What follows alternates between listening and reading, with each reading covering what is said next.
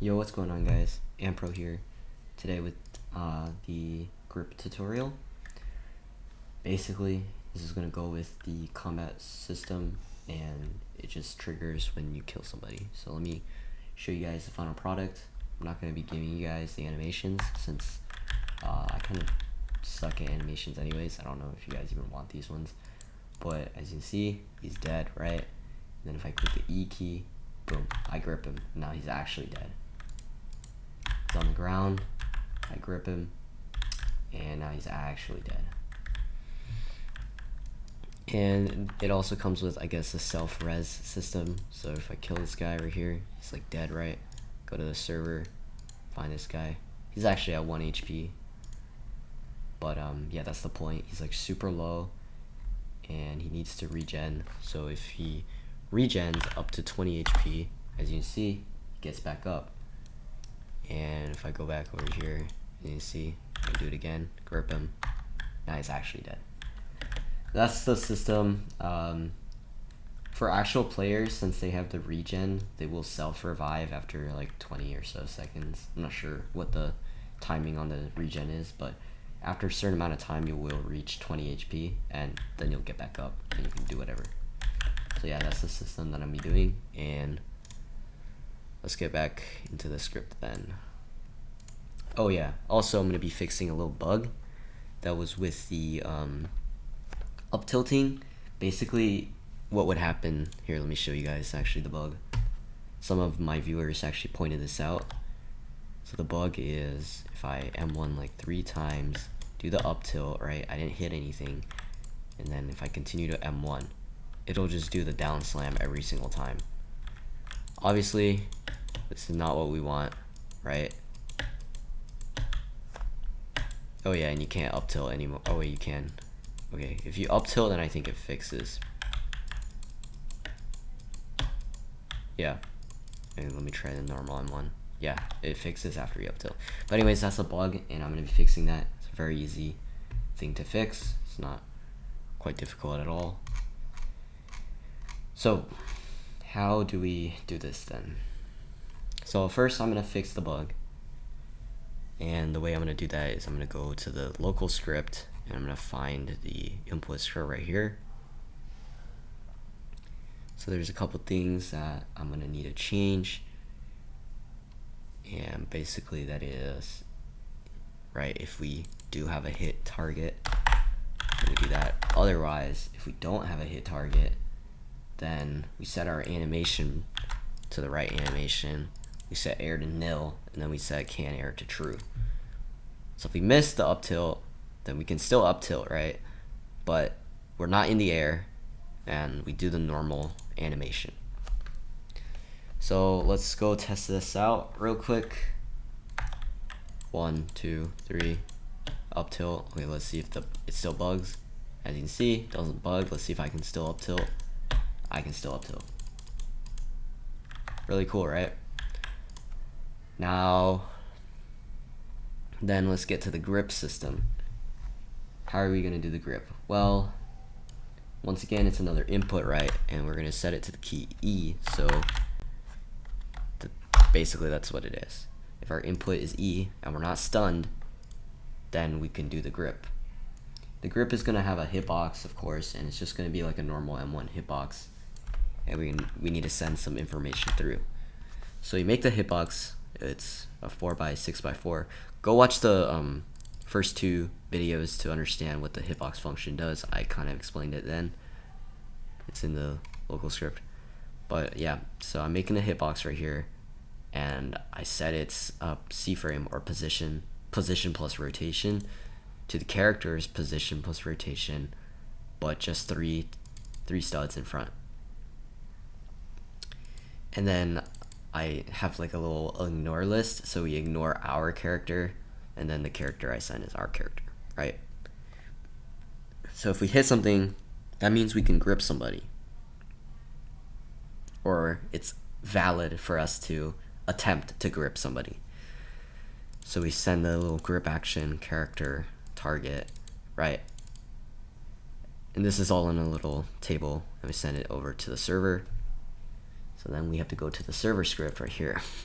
Now, the action is not M1, right? So we go down to where their else ifs are, and we need to add another else if, and that's if our action is grip action. So let's do it like that. If our action is gripped, then what we need to do is, if our character is knocked, this is a custom status that we will be adding later, then we should perform the grip. So let's go add that custom status. The custom status actually occurs in the little damage function, right? So right now we're just simply taking damage. Can't be doing that. So what I'm gonna do is, I'm actually gonna do an if statement. Let me make this bigger. I'm gonna do an if statement, and I'm gonna, okay, so this is for if the damage is 10. You can change this to whatever you need. But yeah, so if our health is greater than 10, then we take 10 damage. Otherwise, now we need to do a little code to make the player into the knocked position. So I'm gonna set the player's health to 1. The target's health to 1, and he cannot rotate anymore. So he can't move around or spin around using his camera. And then he's stunned, right? So I add a stun value. His name is stun. His parent is his status folder. After that, I'm also gonna add a knocked value. This value just simply tells everybody else that this player is right now knocked, right? And that he's available to be gripped, okay? Now we're gonna do a little task spawn function, right? This is basically to make sure that the thread doesn't yield here, it doesn't wait here. It just skips that and keeps on going. And this is what it does. Okay, don't ignore that for now. But yeah, so I set the characters, the targets, humanoid root part can collide to false. That means people can just like walk over them. And then while the player is knocked and is not being gripped, and his health is not greater than or equal to 20, we just wait. Otherwise, that means he's either been gripped or his health is greater than 20. If his health is greater than 20, get rid of the stun, knocked, and then we set his can collide back to true, and then we auto rotate back to true, right? So he's no longer knocked, he's no longer stunned, he can get around, move, whatever, right? So yeah, that's pretty much what it is. And while you're stunned, you can't move, right? So he already cannot move because he's totally stunned. Now we are gonna need an animation. So my animation was just the player laying down. I could have done a ragdoll, but I wanted to save ragdolling for another video. So all I did was basically make 3 animations dead. The animation for the player to be just like dead, or just laying down, or the knocked animation. An animation for the player doing the gripping, so like the player doing the grip animation, and then another animation is for the player being gripped. So if the player is being gripped, then he plays like another animation. There's just 3 animations, and make sure your dead animation is looped, because you want him to just be dead for a while, right? You don't want him to randomly just like get up in the middle of being knocked. So yeah, and I'm gonna do the little knocked animation. Basically, I take the target's humanoid.animator and I load the animation game.replicated-storage.dead, which is right here, right? Here it is. This is the looped animation. Make sure this animation is looped, okay? And then I play the animation, and then if he's being gripped or if his health is greater than or equal to 20, then he's stopped playing this animation. Instead, he has to play the gripped animation, or he just gets up, right? So now that we have our little system, why don't we test this out? I'm gonna lower the dummy's health. Matter of fact, I'm gonna lower it to like 10 max health. I'll do it to like 100, right? I can't really show you guys. Actually, I can. Okay. So I'm gonna whack this guy and he's gonna lay down. Boom, he's laid down. He's at 1 HP. And then let's simulate him regenerating. Go to his health, make it to like 20. As you see, gets back up. And then I'm gonna kill him again. And this time I'm gonna grip him. Well, actually I can't really grip him, but get the point. He's dead, and I can grip him now. So while our I guess character is knocked, right? We don't want him to be M1'd. We want him to be gripped. So while he's knocked, we can no longer. Oops. So he can't be M1'd while he's knocked. So and not data target status folder find for child knocked. Basically that means like if we, while we're M1ing, we have to make sure that the target does not have a knocked variable, that they are not currently knocked. Right. Now otherwise, if we do the grip and we find out that the target is knocked right now, then it's time to do the gripping stuff. So the first thing I'm gonna do is I'm gonna set the target's humanoid root part to be anchored. That means it cannot move. The character, I'm gonna set him to be auto rotate false. That means he can't like spin around in the middle of the animation, right? That doesn't look good. We're also gonna set the target's humanoid to not auto rotate as well. And then we also want the character's humanoid root part to be anchored, right? Is this like still too small? Okay, this is bigger. And then we want to set the primary part C frame of the player. So basically this value right here is where your player should be during your gripped and being gripped animations. Let me see if I can find the animation place. I'm gonna open that up for you guys and so you guys can see like what it looks like.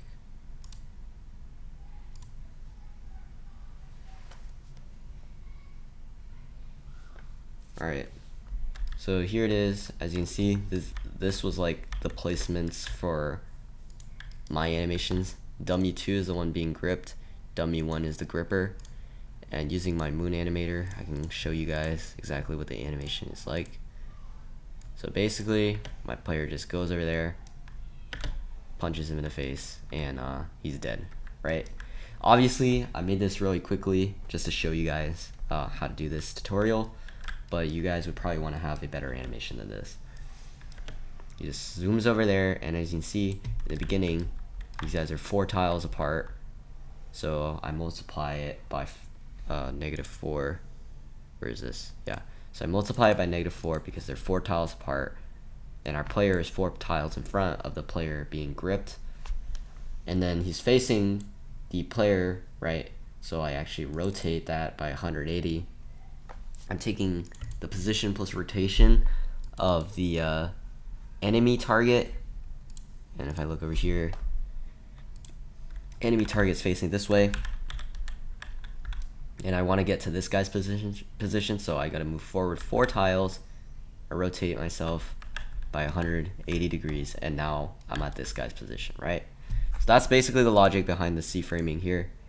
You guys probably can tweak these values based on how your animation is, right? So yeah, I position the player. Now after that, I'm gonna load the 2 animations and play those. I load the animation, the gripper animation, which is also in replicated storage, gripper and gripped. Make sure you spell these exactly how you spell them here, otherwise it won't work. Spelling does matter, so you gotta spell everything exactly. So I got my 2 animations here, and I play those 2 animations right here, and now I gotta give my players the values. So first I'm gonna give the target player the gripped value so that they no longer play the just the normal dead animation. they should be playing this one, the gripped animation only. And then I also want the player who is gripping the player to be stunned, because during this grip they shouldn't be able to M1 or anything. They're totally vulnerable, therefore they're stunned. They cannot move either. Now depending on how long your grip animation is, you can change the 0.7, because I'm going to wait actually 0.7 seconds before reverting all the changes. And by reverting all the changes, I just mean to kill the target and set my auto rotate back to true and unanchor myself. So let's test this script out. I'm gonna hop in. Alright, I'm gonna punch this guy. He's dead. Let's see if the grip works. Boom, gripped, and he's dead. Really cool, right? I guess I'll show this to you guys again so you guys can see that the animation is actually being played. Right, he's dead. And then if I grip him, see that boom, he dies. I zoom over there, smack him, and he's dead.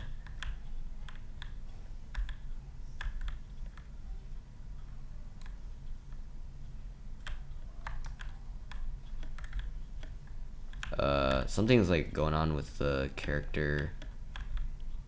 It's like zooming around. Not sure why that is. Let me see. It's probably something in the local script that I forgot to do. Here, let me refer back to my other scripts. I'm gonna check the local script real quick. No, I did it right.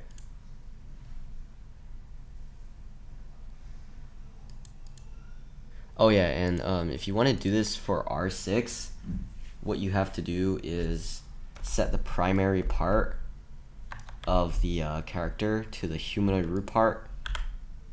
Otherwise, the primary part is going to be the player's head, and that's obviously not in the same position as your character's humanoid root part.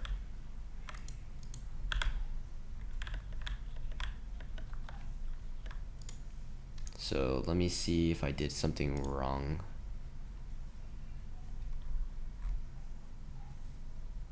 Oh yeah, so matter of fact, what I do is because there's like a misalignment when your player on the server side gets anchored. It's nothing you can really fix easily. You could probably fix it using some other method, but just for this, I'm gonna unanchor the humanoid root part whenever we get unstunned or lose the status effect, because our player should be unanchored anyways. Okay, as you can see, it's all working now. There's no weird movement error. So yeah, that's like a really annoying problem. It's when you anchor the player on server and you like try to C-frame or whatever, it like totally messes up the server alignment and the client alignment. So when you try moving on client, the player, like the game still thinks you're back there, so it like totally messes up like your velocity and stuff, sends you everywhere. It's super annoying. But yeah, what you can do to fix that is just to revert the anchored on client as well. That just like fixes it. So yeah, make sure you set character.humanoid root part anchored equals false here. Humanoid root part anchored equals false. And just to show you guys that the primary part of the R6 character is actually the head, I'm gonna build in an R6 rig, and if you see the head, or actually the model, you'll see that the primary part, oh, it's actually the humanoid root part. Wait, for real? Okay, then that should fix everything then. I had no idea. I thought it was the head. But yeah, I guess they fixed it. It's now the humanoid root part, so that's good. That's gonna be it for this video. It's just a simple little grip system. Yeah, it works on players as well. I've tested it on players. It works. If there's any bugs or anything, make sure to join my Discord server. My Discord server has like a lot of people who can help you with your errors, or they can also help me just like know that something's wrong with the video and that I should make like an update or something. right? Also, in my Discord server, we do this like I guess once a month, once every end of the month. But I will play some viewer games, and give you guys like helpful tips. So if you want to submit your game, you could do that in the Discord server. So go ahead and join that. Yeah. So also in the Discord server, you can ask me for help in general. If I see it, I will go in there and I will help you. Just don't go asking for the script and stuff, because that defeats the purpose of these videos. So yeah, make sure you guys like and subscribe. You know what I mean. We're trying to hit 3K subs. If we do hit 3K subs, I will do something that I never do, but I will give out a free model. Yes, a free model that you can just slap into your game. It'll be really good. It's probably gonna be like some kind of VFX pack or something. But yeah. So if we hit 3K subs, I will do that. So make sure you guys subscribe. Yeah. So have a good day, guys. And I'll see you guys next time.